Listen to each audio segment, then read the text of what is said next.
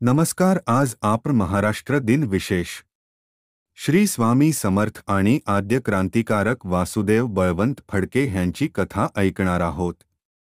चला तर मग कथेला सुरुवात करूयात.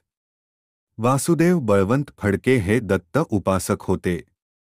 त्यांनी दत्तमहात्म्य हा 7,000 ओव्यांचा ग्रंथ लिहिला. दत्तोपासक असलेले वासुदेव बळवंत फडके स्वामी समर्थ महाराजांचे निस्सीम भक्त होते. स्वामी समर्थ आणि वासुदेव बळवंत फडके यांची भेट अक्कलकोटला झाली. या भेटीत नेमके काय घडले पाहूया.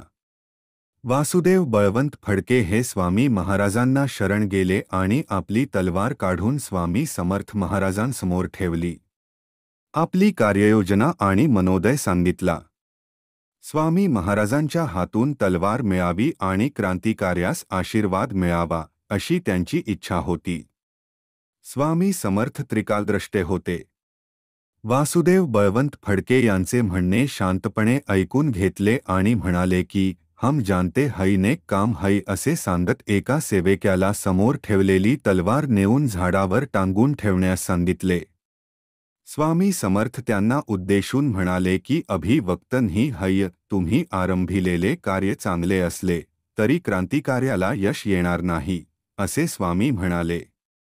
मात्र प्रारंभिलेल्या कार्यात फडके माघार घेऊ शकत नव्हते. अखेर वासुदेव बळवंतांनी ती तलवार घेतली. स्वामींना साष्टांग दंडवत घातले आणि पुढील प्रवासी निघून गेले. कालांतराने शर्थीची झुंज अपयशी ठरली.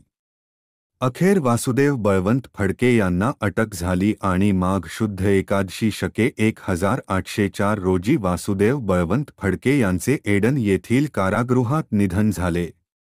स्वामींचा इशारा हा पुढच्या येणाऱ्या संकटाची चाहूल होती. हे आपल्याला ह्या प्रसंगावरून कळते. बोला श्री स्वामी समर्थ.